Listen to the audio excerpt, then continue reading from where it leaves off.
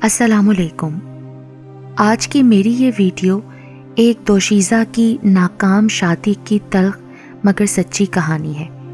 Video شروع ہونے سے پہلے میرے YouTube channel Urdu centre plus کو سبسکرائب کر کے بیل نوٹیفیکیشن کو آن کر دیں تاکہ آپ کو ملتی رہیں تمام چینل اپڈیٹس۔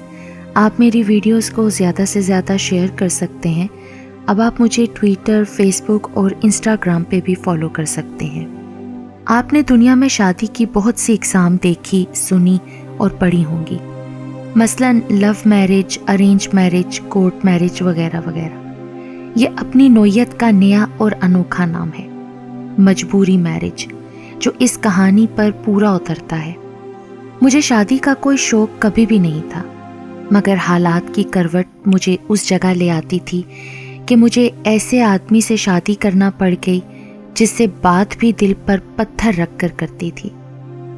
شکل و صورت میں کوئی گئی گزری نہیں تھی، لاکھوں میں نہیں تو ہزاروں میں ایک میں ضرور تھی۔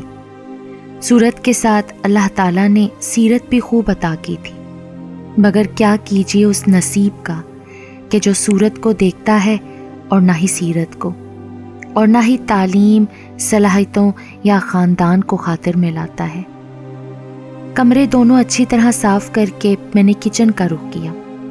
کچن سمیٹا، برتن سنک میں رکھے اور جھاڑو لگا کر سارا کچرا باہر صحن میں نکالا۔ ابھی آدھا صحن ہی صاف ہوا تھا کہ دروازے پر دستک ہوئی۔ میرے استفسار پر باہر سے نسوانی آواز آئی۔ دروازہ کھولا تو باہر 45-50 سالہ سانولے رنگ کی بھاری بھرکم سی خاتون تھیں۔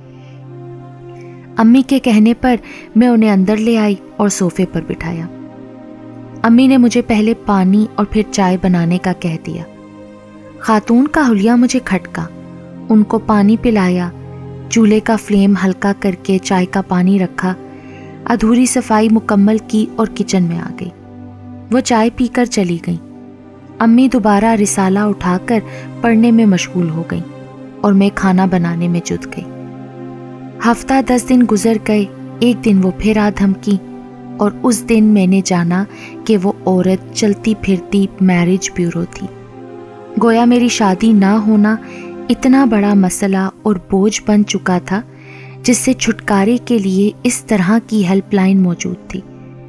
ایک کے بعد ایک کھوٹے سکے رشتوں کی صورت میں آتے رہے اور ریجیکٹ ہوتے رہے۔ میں نے گھر کی گھٹن سے تنگ آ کر ایک جگہ نوکری کر لی۔ اپنا کما رہی تھی۔ بھابھیوں کی شکل میں 2 جوان جہاں صحت مند عورتیں گھر میں موجود تھیں، مگر ان دونوں کے ہونے کے باوجود سارا کا سارا کام مجھی کو کرنا ہوتا تھا۔ اس پر بھی 2 روٹیوں کا احسان مجھ پر دھرا رہتا۔ انہی حالات میں میں نے کمال کے رشتے کو غنیمت جانا اور جو ہوگا دیکھا جائے گا کے تحت شادی کی حامی بھر لی۔ اس دن میں آخری بار جی بھر کے روئی تھی اور پھر پیچھے پلٹ کر نہ دیکھنے نہ پچھتانے کا فیصلہ بھی کیا، کیونکہ تانا بھی تو ایسا ملا تھا، ڈھونڈ لو پھر خود اپنے لیے بر، جب تمہیں ہمارے چنے گئے رشتوں پر اعتراض ہے تو۔ رشتے بھی تو ایسے ہی تھے نا، کوئی کنگلا تو کوئی بھیگر، کوئی بھائی کے در پر پڑا ہوا تو کوئی بہنوئی کی روٹیاں کھاتا ہوا۔ میری غیرت کو یہ سب گوارا نہ تھا۔ معلوم نہ تھا کہ آگے بھی بے غیرتی ہی لکھی ہے۔ میرا شوہر 8 بہن بھائیوں میں سب سے بڑا اور اکیلا کمانے والا تھا۔ باپ سر پر تھا نہیں۔ 2 نوکریوں کے باوجود ماں بہنوں کی عیاشیوں نے کچھ بننے نہ دیا۔ صبح کا نکلا، رات 12 بجے گھر واپس آتا تو کھانے کے برتن خالی ملتے۔ بیوی بھوکی بیٹھی ہوتی، زمانے بھر کا بزدل ماں بہنوں سے باز پرس کی ہمت بھی نہ ہوتی کہ جو اس کی محنت کی کمائی سے لایا ہوا پیسہ اور کھانا اپنے عاشقوں پر لٹا چکی ہوتی تھی۔ 3 شادی شدہ بیٹیوں، ان کے شوہروں اور درجن بھر بچوں کا کھانا بھی یہیں سے جاتا تھا۔ گویا دن بھر گھر میں ایک لنگر کا گما ہوتا تھا۔ ضرورت پڑنے پر کسی کی پاکٹ سے اس کے لیے یا اس کی بیوی کی دوائی کے لیے 50 روپے بھی نہ نکلتے تھے۔ انہی حالات میں میں 2 بچوں کی ماں بن گئی۔ دونوں بیٹیاں مجھ پر ہی گئی تھیں، معصوم اور صابر۔ بڑی بیٹی 4 سال کی ہوئی تو میں نے اس کے اسکول کے لیے شوہر پر زور دینا شروع کر دیا۔ گھر کے اس آوارہ ماحول میں میرا دم گھٹتا تھا۔ کس کو کہتی کہ دن بھر نندوں کے دوستوں کا آنا جانا لگا رہتا ہے، اور میں خود کو کس قدر غیر محفوظ تصور کرتی ہوں۔ بیٹیوں کے ساتھ میں کمرے میں بند رہتی، چولہا بھی کمرے میں رکھ لیا، بس پانی بھرنے یا دھلے کپڑے باہر تار پر ڈالنے کو باہر نکلتی تھی۔ بڑی والی بیٹی رانو کو تیز بخار تھا اور میرے پاس دوائی کے لیے پیسے نہ تھے۔ کمال کو فون کیا تو اس نے میرے پاس کچھ نہیں ہے کہہ کر فون بند کر دیا۔ پوتی کو الٹیاں کرتے دیکھ کر ساس ناک پر کپڑا رکھ کر قریب سے گزر گئی۔ پورا بستر گیلا ہو چکا تھا اور میرے پاس دوسرا بستر بھی نہ تھا۔ ان حالات میں نے ایک بار پھر نوکری کا فیصلہ کیا اور اللہ کے کرم سے مجھے جلد ہی نوکری کا پروانہ مل چکا تھا۔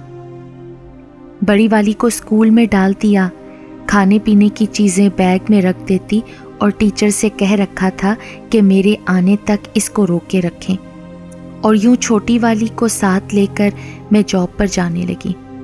کبھی کام پر تو کبھی بیٹی پر دھیان دینے سے کام کی کوالٹی خراب ہونے لگی۔ مینیجر سے ڈانٹ سنتی، حتیٰ کہ ہتک آمیز رویہ بھی برداشت کرتی، مگر سننا میری مجبوری تھی۔ 1 سال یوں ہی مشکل سے گزر گیا۔ ایک دن آدھی رات کو باہر کچھ کھٹکا ہوا۔ میں کمرے سے باہر آئی تو میں نے کسی شخص کو نند کے کمرے سے باہر جاتے دیکھا۔ شوہر سے بات کی تو اس نے مجھے گالیوں پر دھر لیا۔ اس نے جا کر اپنی ماں بہنوں کو بتا دیا۔ اگلی صبح میرے لیے ایک نیا محاذ تیار تھا۔